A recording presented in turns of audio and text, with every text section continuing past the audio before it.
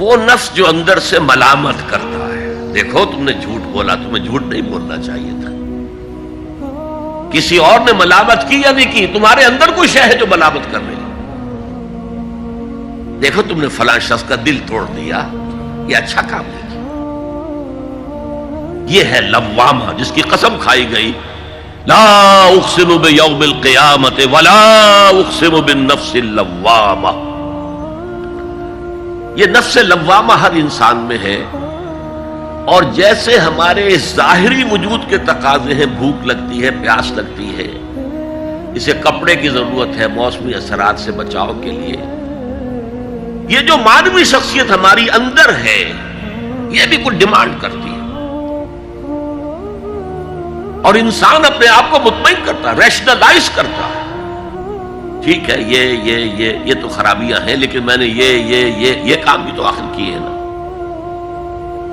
یہ انسان کی ایک لازمی ضرورت ہے اپنے ضمیر کو مطمئن کرنا.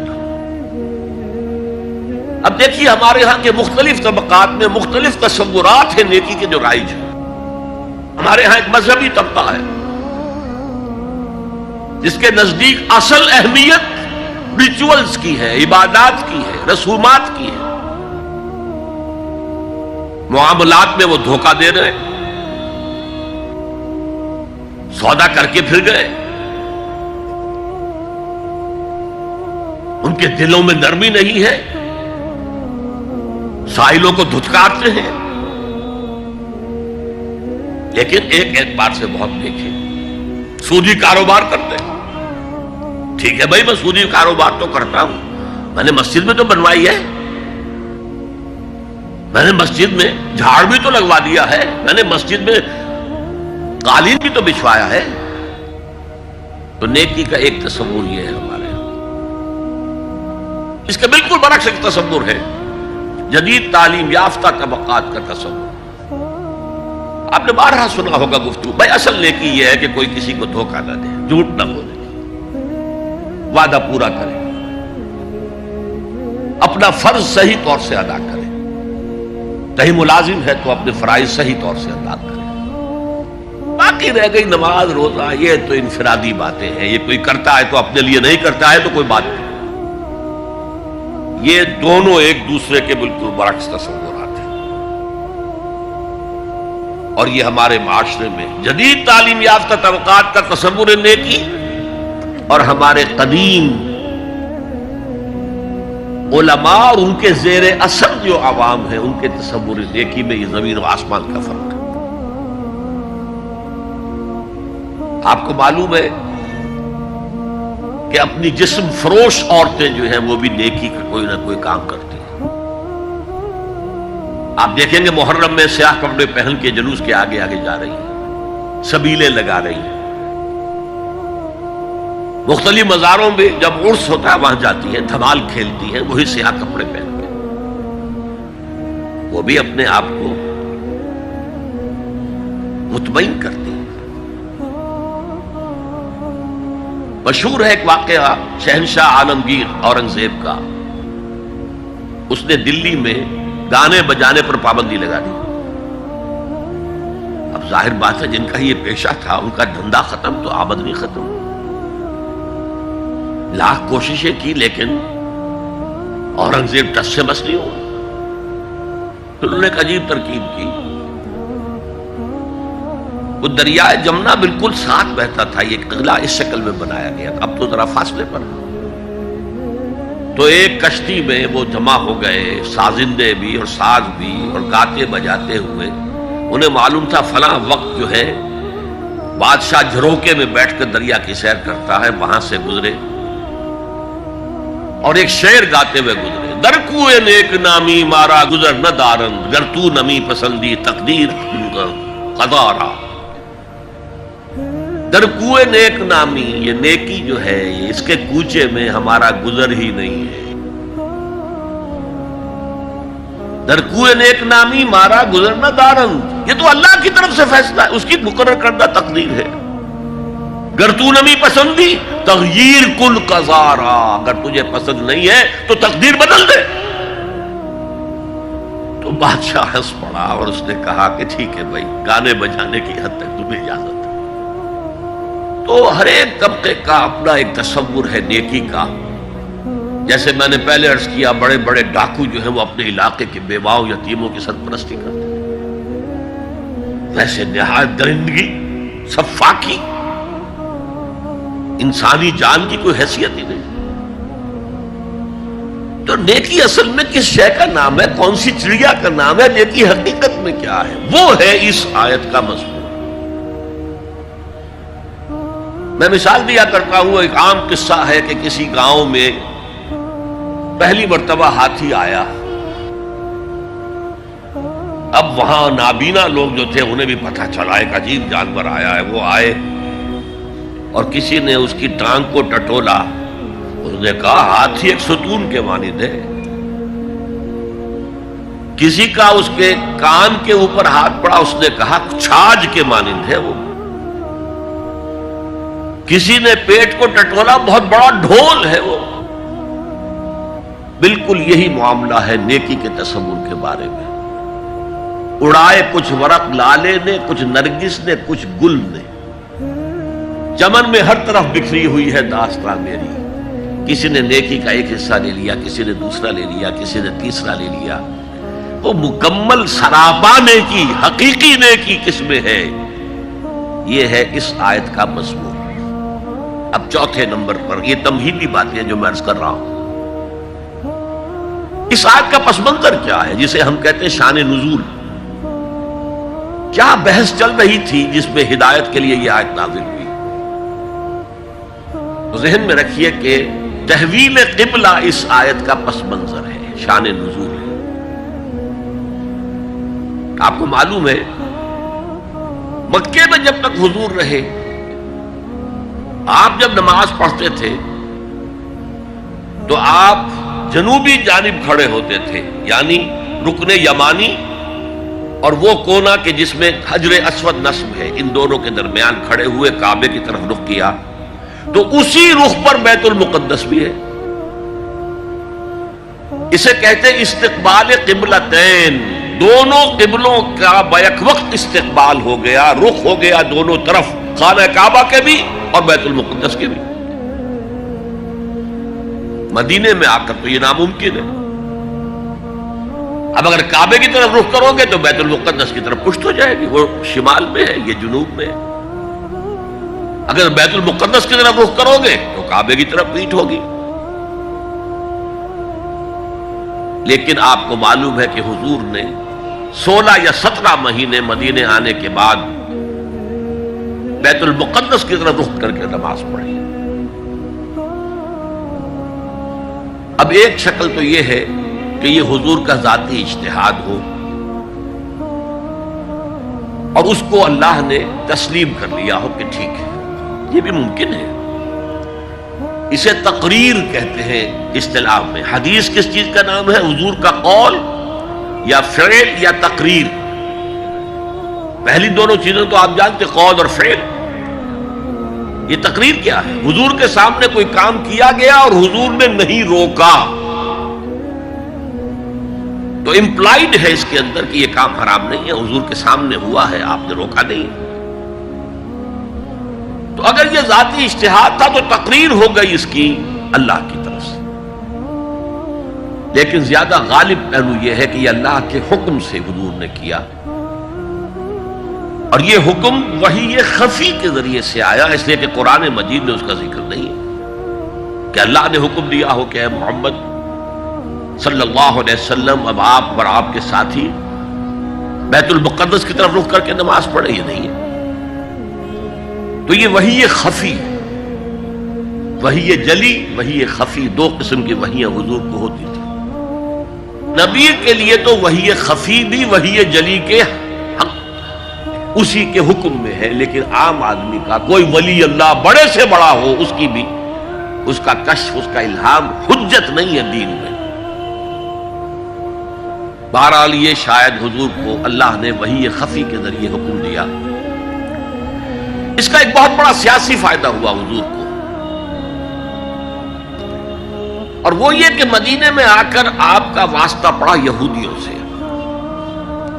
وہ بہت منظم تھے، تعلیم یافتہ تھے، بہت کلچرڈ تھے، ان کے ہاں فقہا تھے، ان کے ہاں مفتی لوگ موجود تھے۔ اگر فوری طور پر تصادم یہود کے ساتھ ہو جاتا تو حضور کے قدم مدینے میں جمنا آسان نہ ہوتا۔ یہ جب آپ نے بیت المقدس کی طرف رخ کر کے نماز پڑھی تو یہودیوں نے سمجھا چلو کوئی بات نہیں ہے، تو ہمارے کیمپ فالوورز ہیں، ہمارے قبلہ کا رخ کر رہے ہیں، لہذا فوری طور پر ان کی طرف سے کوئی مخالفت وہ پیش نہیں آئی، اور اس 16 مہینے میں حضور کو اپنے قدم جمانے کا مدینہ منورہ میں پورا موقع مل گیا۔ بلکہ پہلے 6 مہینے اس میں جو ہے بہت ڈیسائسو ہے، 3 کام آپ نے 6 مہینے میں کیے ہیں تو بالآخر بہت ہی زیادہ فیصلہ کن ثابت ہوا۔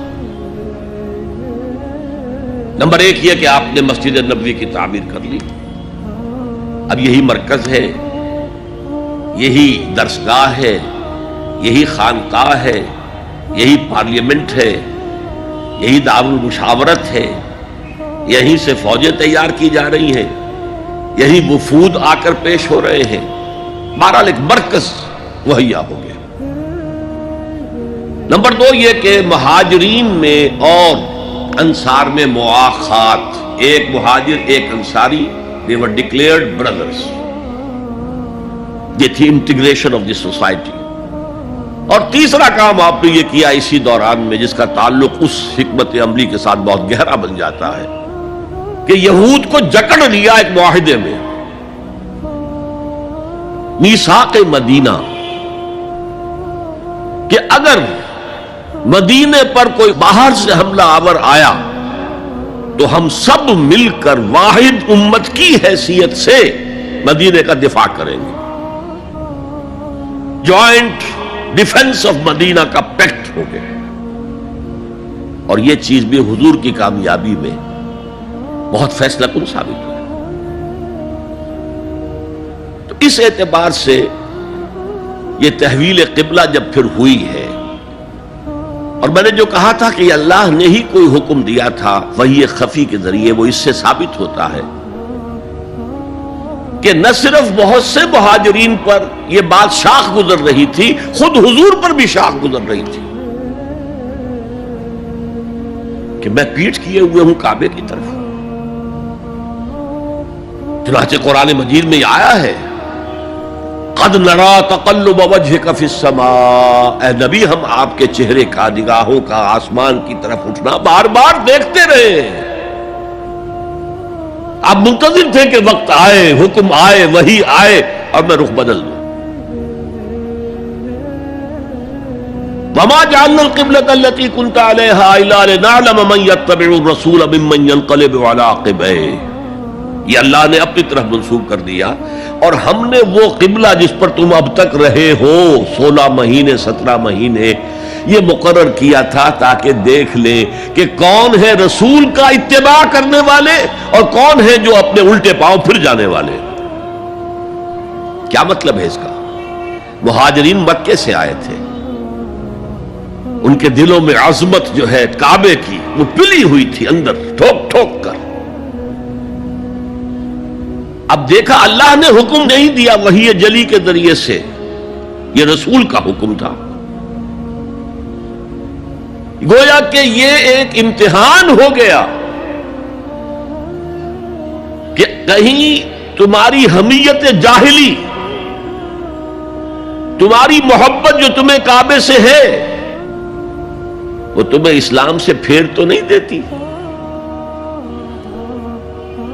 آیا تم رسول کے حکم کو مقدم رکھتے ہو اور اپنی کسی سابقہ حمیت، جسے حمیت جاہلی ہم کہہ دیں گے، اس کو مقدم رکھتے ہو؟ یہ ایک سخت امتحان تھا جس میں کہ اہل مکہ جو مہاجرین تھے وہ مبتلا کیے گئے، اور خاص طور پر یہ بات کہ رسول کا حکم ماننے کی تاکید، چاہے ابھی قرآن میں کوئی آیت نہیں آئی ہے لیکن حقیقی مومن کے لیے رسول کا فرمانا بھی ایسے ہی ہے جیسے کہ اللہ کا فرمانا۔ اس کی تربیت بھی ہو گئی۔ لیکن یہ کہ اکثر کا معاملہ یہ تھا کہ یہ معاملہ شاخ گزر رہا تھا، یہاں تک کہ حضور کا معاملہ بھی تھا قد نرا تقلب وجهك في السماء فلنولینک قبلۃ ترضاها، تو اے نبی ہم بدل دیں گے قبلہ وہ جو آپ کو پسند ہے، اب رخ کرو مسجد حرام کی طرف، فولوا وجوہکم شطر المسجد الحرام، اب اپنا رخ کر لو مسجد حرام کی طرف۔ چنانچہ مدینے میں ایک مسجد القبلتین ہے، جو حضرات گئے ہیں زیارت کرتے ہیں انہوں نے زیارت کی ہوگی۔ حضور مدینے سے باہر ایک قبیلے کی جگہ تھی، وہ وہاں گئے ہوئے تھے، کوئی دعوت طعام تھی، دوپہر کا کھانا تھا، اسی وقت ظہر کا وقت ہو گیا۔ حضور نے جماعت کھڑی کی اور قبلہ جو ہے بیت المقدس، اسی نماز کے دوران یہ آیات وہی نازل ہو گئی، آپ نے فوراً رخ بدلا اور پوری جماعت نے رخ بدل لیا، اور اسی لیے اس مسجد میں دو قبلے ہیں، دو محرابیں ہیں، ایک شمال کی جانب بیت المقدس کی جانب، دوسری جنوب کی جانب یعنی مکہ مکرمہ کی جانب۔ اب یہ تحویل قبلہ جو ہے یہ ہے بات اصل میں سمجھنے کی، ایک بہت بڑے فتنے کی بنیاد بن گیا۔ فتنہ آزمائش کو کہتے ہیں اور فتنہ فساد کو بھی کہتے ہیں۔ فساد یہودیوں کی طرف سے شروع ہوا، یہ کیسا نبی ہے جس کا قبلہ ہی معین نہیں، ابھی یہ شمال کی طرف رخ کر کے نماز پڑھ رہا تھا اور اب اس نے جو ہے جنوب کی طرف رخ کر لیا، کیسا رسول ہے یہ، کیسا نبی ہے؟ حضور کے خلاف لوگوں کو بھڑکانے کا انہیں اب ایک موقع آ گیا، اور آپ کے علم میں ہے کہ اوس اور خزرج کے جو عوام ہیں وہ یہود کے بہت زیر اثر تھے، بہت زیر اثر تھے۔ وہی بات کہ وہ سمجھتے تھے ہمارے پاس نہ کوئی شریعت ہے، نہ کتاب ہے، نہ کوئی قانون ہے، نہ ہمارے یہاں کوئی مفتی ہے، نہ قاضی ہے، ان کے ہاں تو کتاب ہے، شریعت ہے، مفتی ہے، قاضی ہے، ان کا تو بحال کلچرڈ لوگ ہیں، تو ایک روب تھا ان کا۔ لہذا یہ ایک ان کو موقع مل گیا کہ اس پر لوگوں کے جذبات کو بھڑکائیں اور حضور سے برگشتہ کر دیں۔ دوسری طرف سادہ لو مسلمانوں کے اندر بھی ایک فتنہ بطور آزمائش آ گیا کہ اگر اصل قبلہ یہ تھا تو یہ 16 مہینے کی نمازیں تو ہماری اکارت گئی، غلط رخ پر پڑی ہم نے، اور نماز تو دین کا اصل ستون ہے، اور یہ نماز ہماری ضائع ہو گئی۔ یہ ان کے دلوں میں ایک وسوسہ پیدا ہوا۔ اس پہلو سے اس مسئلے پر بڑی مفصل گفتگو قرآن میں ہوئی ہے، میرے اور آپ کے لیے، بلکہ مجھے اعتراف ہے کہ میں یہ سوچتا رہا اتنی مفصل گفتگو بار بار فولوا وجوہکم شطر المسجد الحرام، فولوا وجوہکم شطرہ، یہ بار بار پورے 2 رکوع قرآن مجید میں، سورہ بقرہ کا 17واں رکوع 18واں رکوع اسی پر، اس لیے کہ ہم اس سینسٹیونیس کا اندازہ نہیں کر سکتے کہ جو اس وقت پیدا ہو گئی تھی اس پر۔ تحویل قبلہ پر یہ معمولی نہیں بات تھی، یہود نے سمجھ لیا تھا کہ اب معلوم ہوا یہ ایک نئی امت کا آغاز ہے، اس کا مرکز اب نیا بن گیا ہے۔ اب تک وہ سوچ رہے تھے کہ ہمارے ہی، چنانچہ ایک اور واقعہ ہوا تھا کہ یہ عاشورہ کا روزہ رکھتے تھے یہودی، حضور نے پوچھا کیوں رکھتے ہو 10ویں محرم کا روزہ؟ انہوں نے کہا کہ اصل میں ہمیں جو نجات ملی تھی فرعون سے، اور فرعون کو جو غرق کیا گیا تھا لاؤ لشکر سمیت، وہ 10 محرم کو ہوا تھا، ہم شکرانے کے طور پر روزہ رکھتے ہیں۔ حضور نے فرمایا کہ موسیٰ کے تو ہم تم سے زیادہ مستحق ہیں، لہذا مسلمانوں کو حکم دیا کہ تم بھی 10ویں محرم کا روزہ رکھا کرو۔ اب یہ چیزیں ایسی تھیں کہ جس سے وہ پیسیفائیڈ تھے ایک طرح سے کہ نہیں یہ کوئی نئی چیز نہیں ہے، یہ ہمارے کیمپ فالوورز، بلکہ حضور نے فرمایا تم 2 روز کا روزہ رکھو، 9ویں محرم کا بھی 10ویں کا۔ بہرحال اس پر جو ایک تشویش ہوئی ہے، اس تشویش کو دور کرنے کے لیے 2 رکوع 17واں 18واں رکوع 2 رکوع پورے کے پورے اسی بحث پر مشتمل ہیں، اور اس کے علاوہ اب میں مثال دوں کہ میرا ایک ہاتھ یوں ہے، ایک ہاتھ یوں ہے، بیچ میں میرا جسم ہے، تو اس بحث کا جسم جو ہے وہ تو وہ دو رکوع ہیں، رکوع 17واں 18واں، لیکن ادھر دور پہلے ایک آیت آ گئی تھی جس نے زمین ہموار کی، للہ المشرق والمغرب فینما تولوا فثم وجہ اللہ، دو رکوع پہلے، مشرق و مغرب سب اللہ کے ہیں، جدھر بھی رخ کرو اللہ کا رخ ہے۔ قبلے کا مطلب یہ تو نہیں ہے کہ اللہ اس سمت میں محدود ہے، معاذ اللہ، اللہ کا رخ، اللہ تو مشرق میں ہے، مغرب میں ہے، شمال میں ہے، جنوب میں ہے، فوق میں ہے، تحت میں ہے، ہر جگہ ہے۔ للہ المشرق والمغرب فینما تولوا فثم وجہ اللہ، مشرق و مغرب سب اللہ کے ہیں، جدھر بھی تم رخ کرو گے وہ اللہ کا رخ ہے۔ یہ ایک تمہید ہو گئی تھی۔ اس کے بعد ویسے وہاں جا کر عجیب سا محسوس ہوتا ہے کہ یہاں تو کوئی سیاق و سباق تو تھا نہیں، یہ آیت کس حوالے سے آئی ہے؟ اصل میں اس بحث کے لیے تمہید وہاں سے شروع کر کے بات چھوڑ دی گئی، اور پھر دو رکوع آگے جو ہے وہ یہ آیت آ گئی کہ اگر ابھی کوئی ریزیڈول ایفیکٹ باقی ہے تو اب ان سے کہا جا رہا ہے سخن شناس نئی دل برا خطائی جاست، لوگوں تم بات نہیں سمجھتے، سخن شناس نہیں ہو اے میرے محبوب، دل برا، سخن شناس نئی دل برا خطائی جا، خطا یہاں ہے، تم جسے اصل نیکی سمجھ بیٹھے ہو، ریچول، ظاہری شکل، وہ اصل نیکی نہیں ہے، وہ کل نیکی نہیں ہے، نیکی تو اصل میں ایک روح ہے جو پورے وجود میں سرایت کرتی ہے، ایک بالکل مختلف انسان وجود میں لاتی ہے، ایک پورا مختلف کردار وجود میں لاتی ہے۔ نیکی تو حقیقت میں وہ ہے، جیسے کہ ہمیں معلوم ہے نماز کا ایک ظاہر ہے، فقہ اس سے بحث کرے گی، لیکن اصل نماز آپ کو اللہ کی حضوری کا شرف حاصل ہوا، کچھ حضور قلب میسر آیا، کوئی خشوع و خضوع ہوا، کوئی اللہ کے ساتھ مخاطبت اور مکالمے کی صورت پیدا ہوئی؟ کیا تم نے جب سجدہ کیا تو محسوس کیا کہ تم نے اپنے رب کے قدموں پر اپنا سر رکھ دیا ہے؟ اگر یہ نہیں ہے تو ٹھیک ہے، فقہی نماز ادا ہو گئی، اصل نماز تو ادا نہیں ہوئی، نماز کی روح تو تم نے نہیں پائی۔ تو ہر شے کا ایک ظاہر ہے اور ایک اس کی روح ہے، باطنی روح۔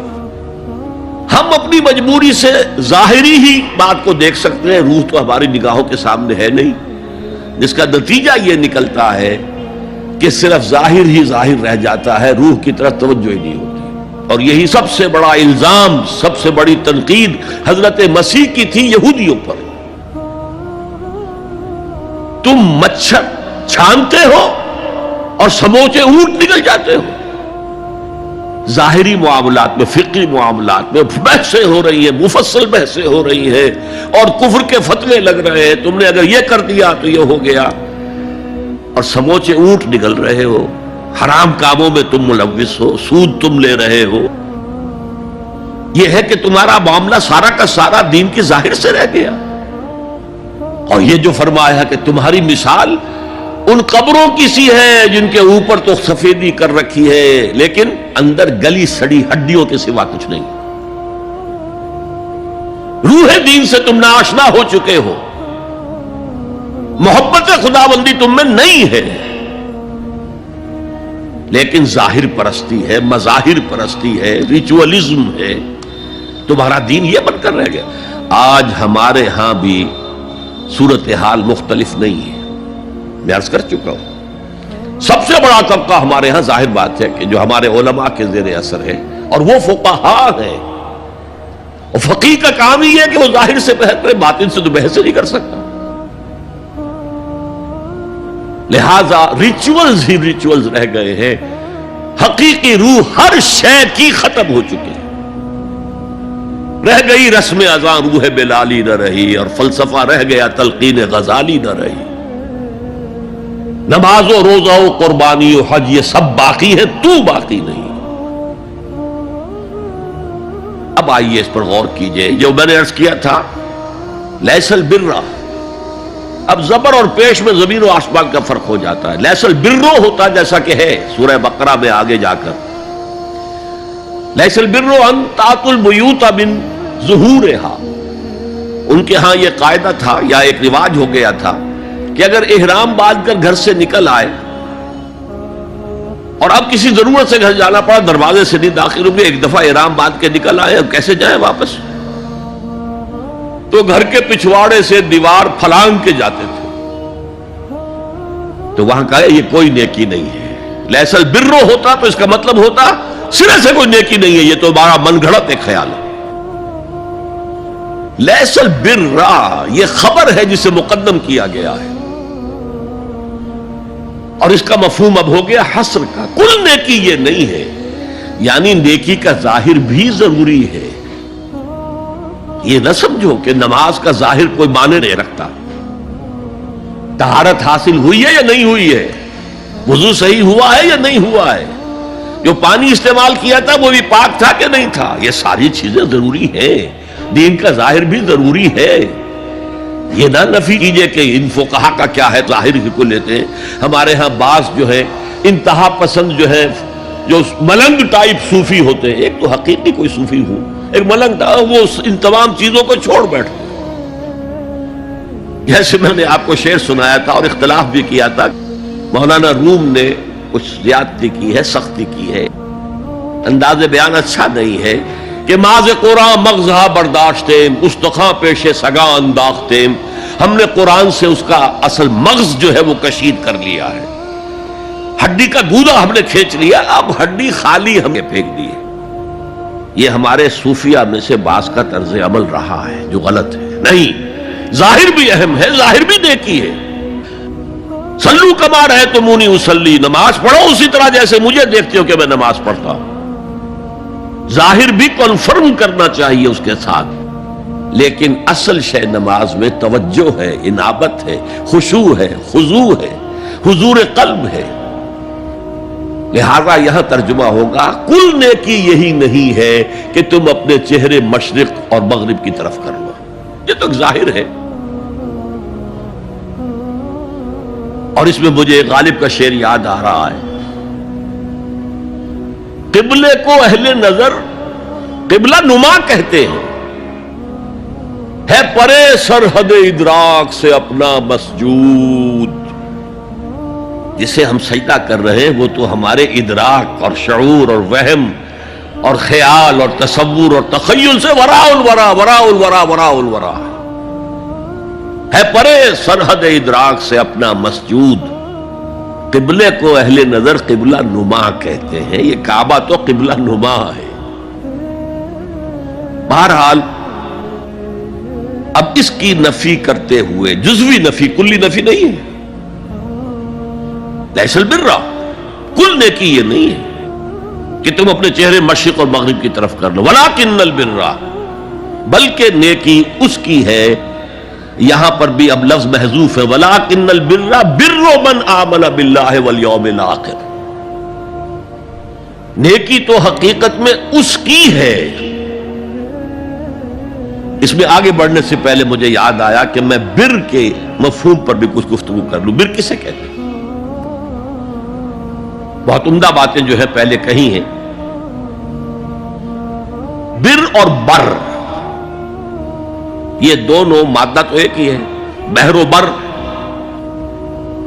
جب تک انسان سمندر میں رہتا ہے، آج کا تو خیر تصور نہ کیجئے، پہاڑوں جیسے جو ہے پہاڑ سمندر میں چل رہے ہوتے، عام حالات میں کوئی اس کے ادھر ادھر جو ہے کوئی ہچکولے محسوس نہیں ہوتے. لیکن پرانے زمانے کے سمندر کا تصور کیجئے تو ہر وقت وہ ہے آدمی غیر مطمئن ہوتا تھا، اسی وقت کچھ ہو سکتا ہے، ہچکولا آ رہا ہے، ادھر سے آ رہا ہے، ادھر سے آ رہا ہے. تو دل میں ایک خوف سا رہتا تھا، ایک بے چینی سی رہتی تھی، عدم تحفظ کا ایک احساس رہتا تھا. بر پر، خشکی پر آتے ہی اطمینان ہو گئے. تو یہ اصل میں انسان کے باطنی اطمینان کے لیے جو ابھی آپ نے فرمایا کہ نیکی وہ ہے کہ جس کو کر کے تمہیں خوشی حاصل ہو. اور فتویٰ اپنے دل سے لے لیا کرو. ما حاک فی صدرک، جو کچھ تمہارے سینے کے اندر جو کچھ جس سے خدبد ہو جائے، جس سے بے چینی ہو جائے، وہ اسم ہے، وہ گناہ ہے. الاسم ما حاک فی صدرک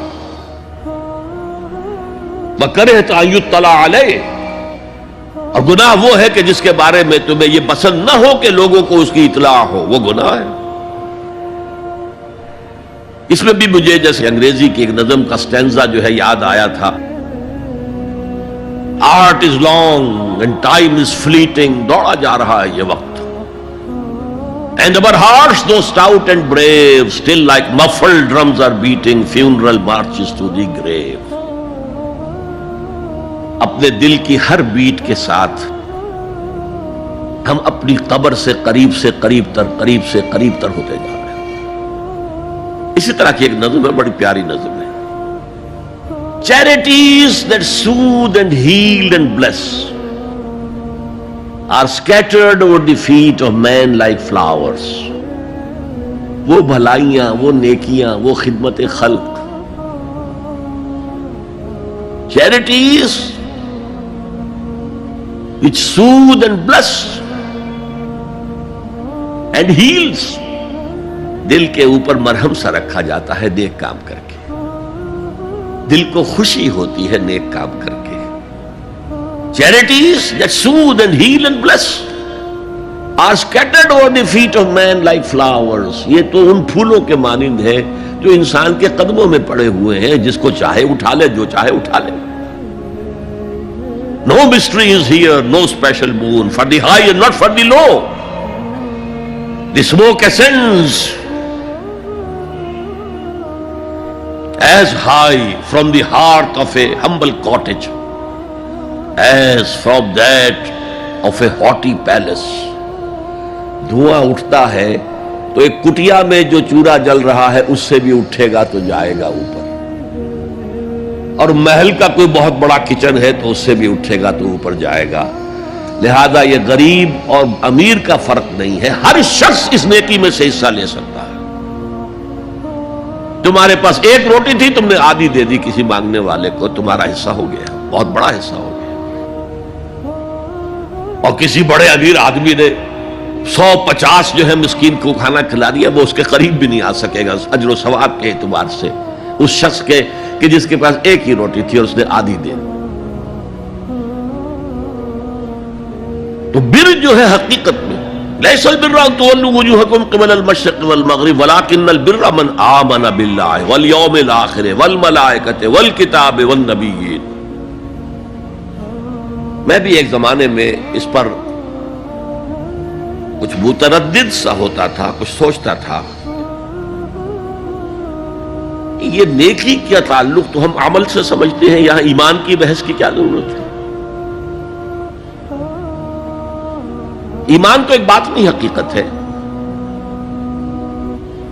نیکی جو ہے وہ ایک ظاہری خارجی حقیقت ہے. لیکن پھر سمجھ میں آیا کہ اصل نیکی وہ نیت ہے جس کے ساتھ وہ کام کیا جا رہا ہے.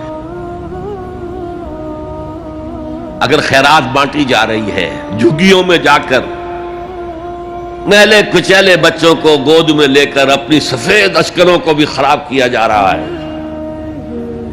اور معلوم ہے کہ یہ اس لیے کر رہا ہے کہ آئندہ الیکشن میں کھڑا ہونا ہے، تو کوئی ہے جو کہے گا کہ یہ نیکی ہو رہی ہے؟ کام تو بظاہر بڑی نیکی کا کام ہے. نیکی کے لیے شرط اول اللہ پر ایمان ہے، اس کی موٹیویشن لو آف گاڈ. اس کے سوا اگر کوئی اور موٹیو ہے، اگر دنیا میں شہرت چاہیے، اگر اس نیکی کے ذریعے سے بھی مال کمانے کا معاملہ ہے، دھندا ہے، نیکی کے پردے میں دھندا ہو رہا ہے، وہ نیکی نہیں ہے، چاہے ظاہری اعتبار سے وہ بہت بڑی نیکی ہو.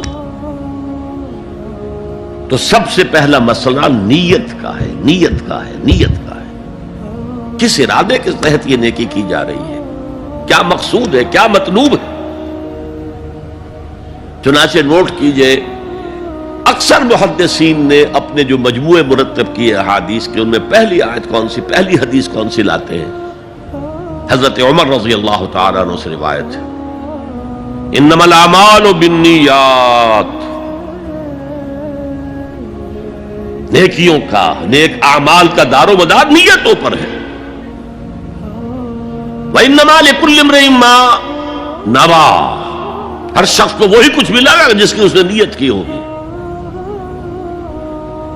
فمن كانت ہجرته الى اللہ ورسولہ فہجرته الى اللہ ورسولہ، جو کوئی ہجرت کر رہا ہے، مکے میں گھر بار چھوڑ کر جا رہا ہے، اپنے وطن کو ترک کر کے جا رہا ہے مدینے کی طرف، صرف اللہ اور رسول کے لیے، اس کی ہجرت اللہ اور اس کے رسول کے لیے۔ ومن كانت ہجرته للدنیا یصیبها، اور اگر اس شخص کی ہجرت دنیا کے لیے ہے کہ اس کو حاصل کر لے، مثلا میں دیتا ہوں مثال، ایک مسلمان تھا، اس کا کوئی کاروبار تھا، اس کے خریدار مسلمان ہی تھے، وہ جا رہے، اب کیا کرے گا؟ مشرکوں نے سو تو اس کا سامان نہیں لینا، اب وہ بھی چلے جا رہے ہیں۔ یہ اللہ کو معلوم ہے کہ اس کے ہجرت کا اصل سبب کیا ہے، ہم نہیں طے کر سکتے، لیکن اللہ کے ہاں جو کھاتا کھلا ہوا ہے، اس کی یہ ہجرت جو ہے اللہ اور اس کے رسول کے لیے شمار نہیں ہوگی۔ وَمَنْ كَانَتْ هِجْرَتُهُ لِدُنْيَا يُصِيبَهَا أَوْ امْرَأَةٍ يَنكِحُهَا، یا کسی عورت کے لیے ہو کہ اس سے نکاح کرے، کسی خاتون سے وہ شادی کا خواہش مند تھا، وہ خاتون ہجرت کر کے مدینے چلی گئی، اب یہ بھی باندھے کچے دھاگے سے بندھے ہوئے چلے جا رہے ہیں، تو یہ تو در حقیقت اس عورت کے کھاتے میں ہجرت جائے گی، اللہ اور اس کے رسول کی ہجرت میں نہیں۔ تو اصل شے یہ ہے، نیکی کا وہ کام جس کا ظاہر بھی نیکی کا ہو اور باطن بھی ہو، کہ موٹیویشن صرف اللہ کی رضا ہو، اللہ کی محبت اور اللہ کی رضا کا حصول، یہ ہے پازیٹو موٹیو۔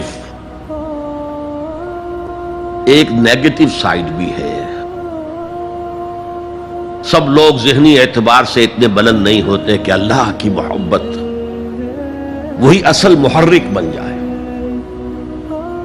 یہی وجہ ہے کہ حضور نے اس کو صلی اللہ علیہ وسلم کمال ایمان سے تعبیر کیا ہے، من احب للہ وابغض للہ وعطى للہ ومنع للہ فقد استکمل الایمان، جس نے کسی سے محبت کی تو اللہ کے لیے کی ہے،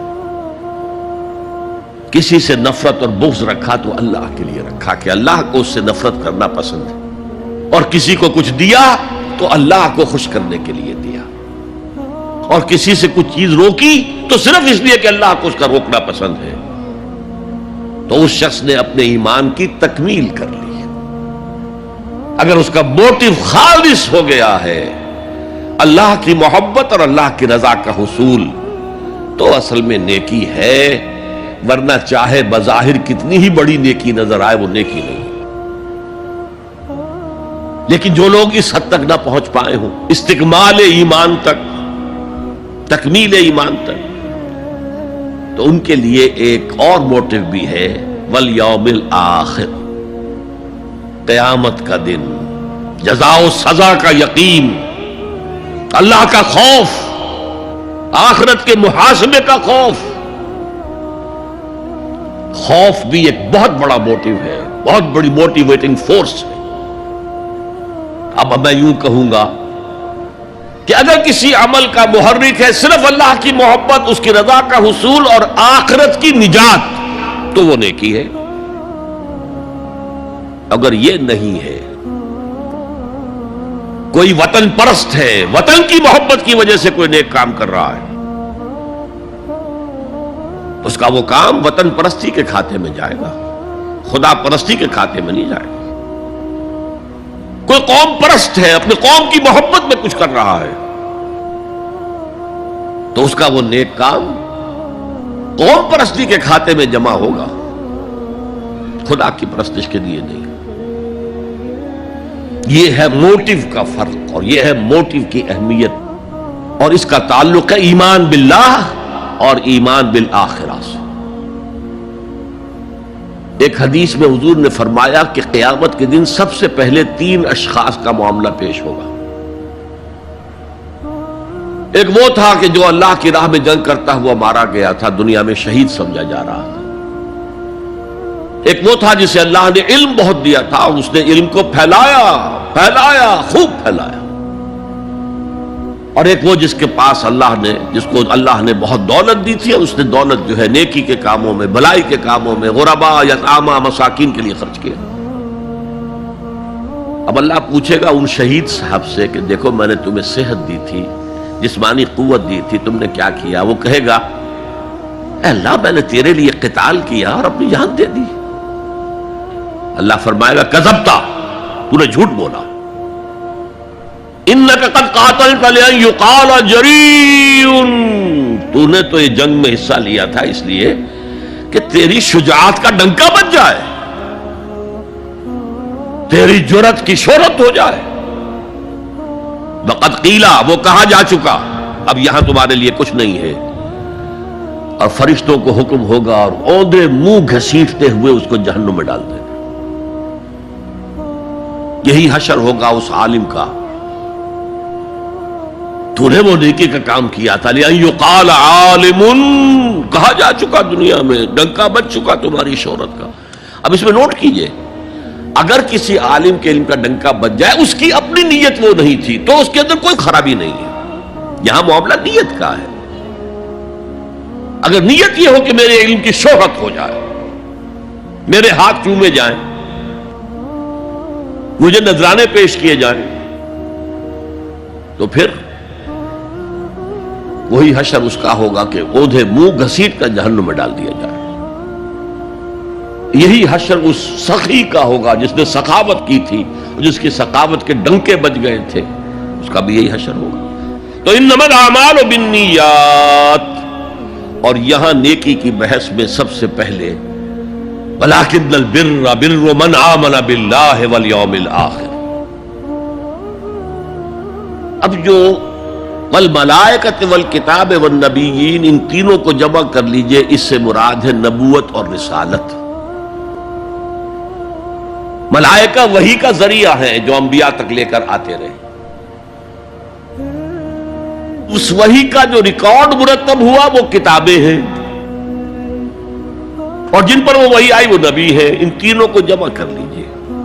رسالت، ایمان باللہ، ایمان بالآخرہ، اور ایمان بالرسالت. اب اس کا تعلق کیا ہے نیکی کے ساتھ؟ یہ ذرا گہری بات ہے. دیکھیے نیکی کا جذبہ بھی، جو انسان کے پیشنز ہوتے ہیں وہ اندھے بہرے ہوتے ہیں. پیشنز، جذبات. نیکی بھی ایک جذبہ ہے. کبھی یہ جذبہ حد اعتدال سے تجاوز کر کے بدی بنا دیتا ہے. جیسے رہبانیت، ترک دنیا، شادی نہیں کروں گا، گھر گھرستی کا بکھیڑا مول نہیں لوں گا، بس اللہ سے لو لگاؤں گا. ظاہر بات ہے جس نے بھی فیصلہ کیا نیکی کے جذبے کے تحت کیا نا، لیکن اس کا جو نتیجہ نکلا اکثر و بیشتر پھر حرام کاری ہوئی. آپ عیسائیت کی جو ہے ہسٹری آف کرسچین موناسٹسزم، اس کا مطالعہ کیجئے. انہوں نے خود لکھا ہے کہ بظاہر راہب خانے ہیں، راہب اور راہبائیں رہتی ہیں، اور ان کے تہخانوں میں حرامی بچوں کے قبرستان ہو جاتے تھے. یہ نیکی کے جذبے نے بدی کو جنم دیا ہے. حضور کے ساتھ ایسا ہوا. 3 اشخاص آئے، انہوں نے حضور کی ازواج مطہرات سے معلوم کیا آپ رات کو کتنا وقت نماز میں لگاتے ہیں، آپ مہینے میں کتنے نفلی روزے رکھتے ہیں. اب جو کچھ انہیں بتایا گیا، حضور کی زندگی کھلی کتاب تھی،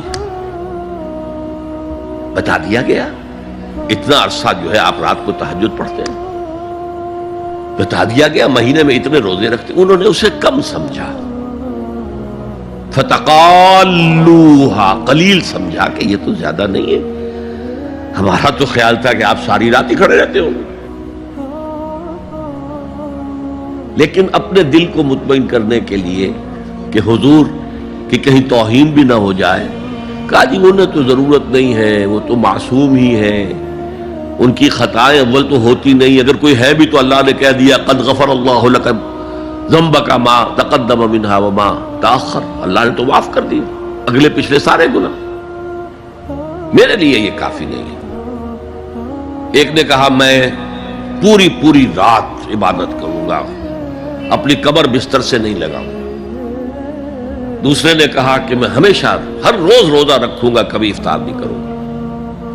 تیسرے نے کہا میں کوئی شادی بیاہ نہیں کروں گا، یہ کھکیڑ میں نہیں پڑوں گا میں۔